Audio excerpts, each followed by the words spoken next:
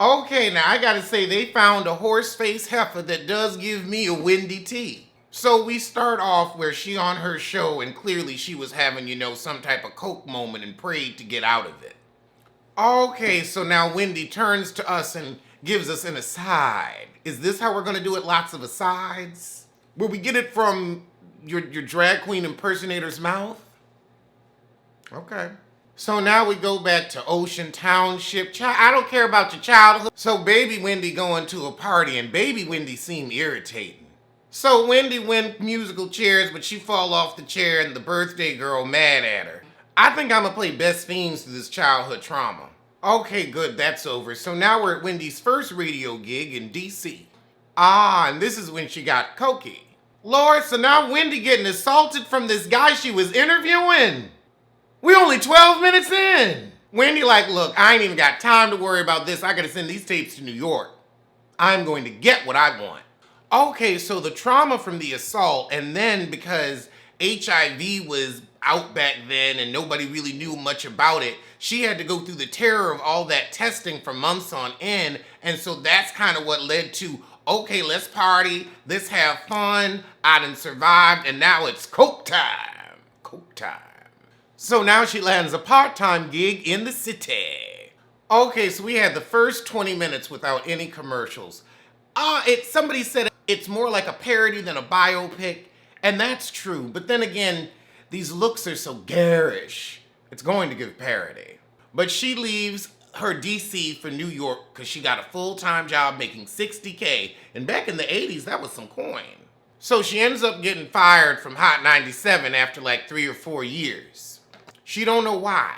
So Wendy has been waiting in this lobby to get a shot to just meet this program director, and the guy's noticed her dedication, and he's like, actually, I need a fill-in right now, so you know what, come on, fill in for your hero.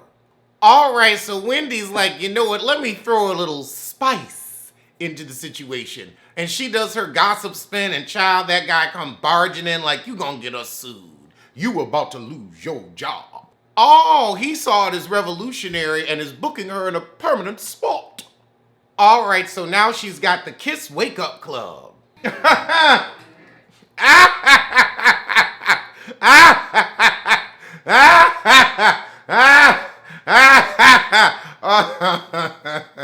So they show this clip of Wendy talk about somebody's husband cheating on him and having a baby. And she says, yeah, I know. I know what irony is.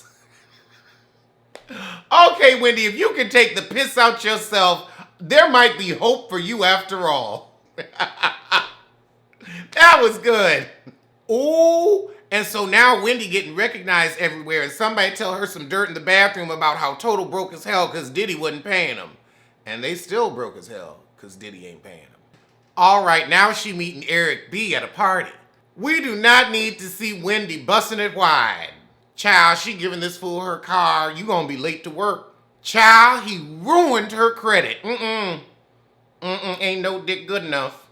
So now we're at another party and it looks like she's spotting Carol. Oh, she's skipping over that first husband. So Wendy gets Kevin's number, forgets about it, and then sees it in her purse a couple days later and says, look, you wanna go out after work? Wendy, you sound like a high school girl. Do you know what it's like when a thug opens up to you? Oh, God, again, no more Wendy busting it wide.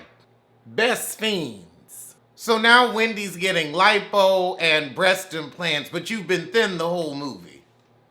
Okay, Shallow Hal. Wendy, you're sick of your outsides not matching your insides because your insides is a Jewish white woman from Ocean Township. But you would... Oh, Jesus Christ. Kevin was the man I prayed for. A thug with a heart of gold. I mean, I didn't know we were going to make a whole movie about Destiny's Child. I need a soldier. Oh my gosh, she wore a low-cut Caesar with a deep wave. Oh, God. Well, when you eat idiot soup, this is what happens. So now that she looks like the Black Pamela Anderson, she's happy and free. Couldn't get an ounce of ass, though. Not an ounce. So Wendy was talking about her plastic surgery and the boss gets mad and puts her off the air for 2 weeks. Oh, the girls from Total have pulled up when Wendy's about to walk out of work and they gonna whoop her butt. Oh God, Kevin comes out barking like Pete. And now Wendy, Jesus Christ. Wendy, you just needed a pit bull. You wouldn't have had this shitty marriage. So he knew she had a coke habit and he's like, look, I don't do it, but I ain't gonna make you stop. I think you should, but I ain't gonna make you. It took you 4 days to quit cold turkey. You know you lying. So Wendy be going back and forth with it with the bosses over all the tea she's spilling. After she accused Puffy of being a pillow biter, they like, look, we might pay you just to stay off the air. So she goes to Philly since she couldn't legally work in New York anymore. So after finding out all the horrors Wendy went through trying to have children, her and Kevin go on and make it official and get married. And then she finds out she has the thyroid disease Graves. So we are an hour in and I'm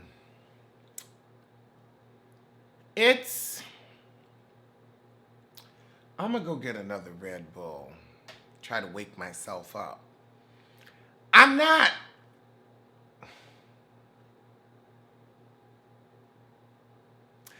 moved.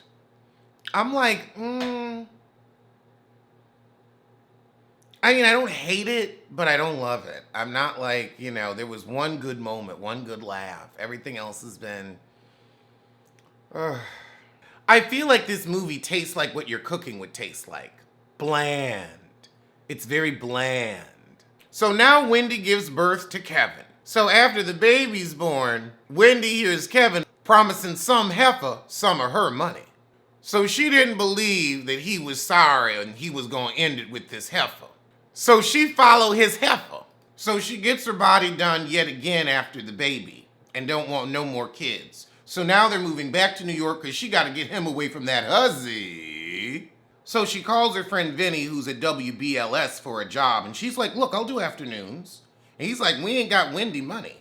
So now Wendy's settling into her life in New York. She writes her first book. So now we're going through the famous interviews from Whitney to Mariah to Judge Joe Brown. Oh, they did Charlemagne wrong. Oh, Wendy, you shady. You are shady for who you got paying Charlemagne. All right, and now in 2008, she meets Sharina Hudson working at one of her club nights at Caroline's. And child, she said, I don't know, Kevin told me to be here. And she said, Kevin told you to be here. Hussy alert, hussy alert, hussy alert. Girl, who's sleepy? Wendy, I'm sleepy. It is an hour and 24 minutes and I would like a nap. You are milquetoast, boring, and bland. I could end it right here, right now, quiet as it's kept. I really could. So now they at dinner and Kevin's phone going off and she's like, Kevin, that ain't no telemarketer. Answer the phone. Oh, it was Debmar Mercury calling and he wasn't answering the phone. We thought it was Sharina. So now she gets her talk show. Oh, thank God we've only got 30 minutes left. This was...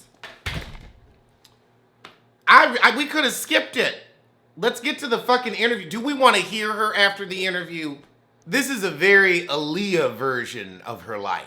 So, child, Wendy trying to get guests and everybody like, I ain't fucking with her. Wendy, why your mama looking like Deb Hot Point Atney?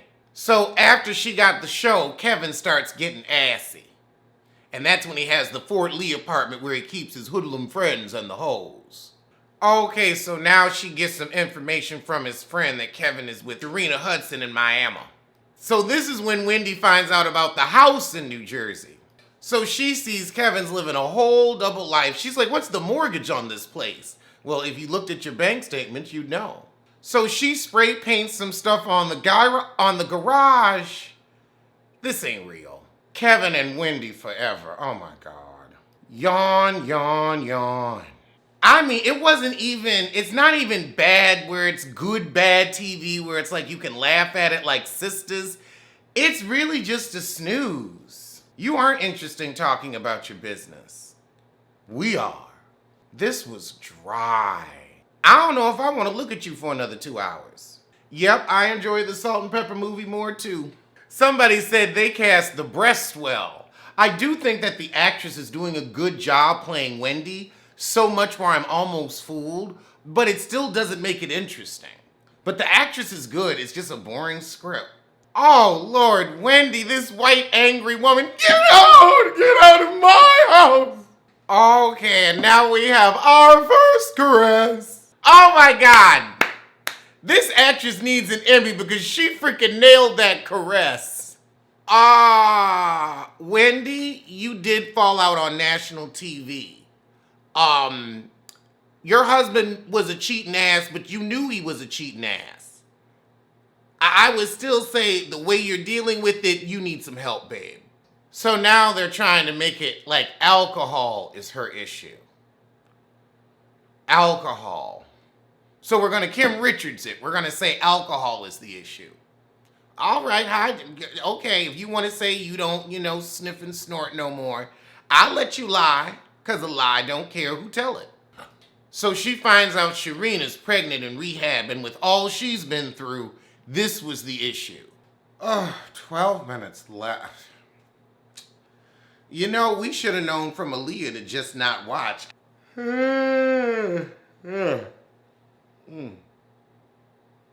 And I'm on the West Coast, so it's like 7 o'clock out here. It's 7, and I'm like, ready for bed. Child, Wendy had to run out of the car, the people that was taking her to the sober house, to get to her meeting. So she's saying that basically Kevin was gaslighting everybody and putting stuff out about her. What about DJ Booth? Where was DJ Booth? Where was that? I want my 2 hours back. You are so lucky there ain't shit to do. I could have cleaned up.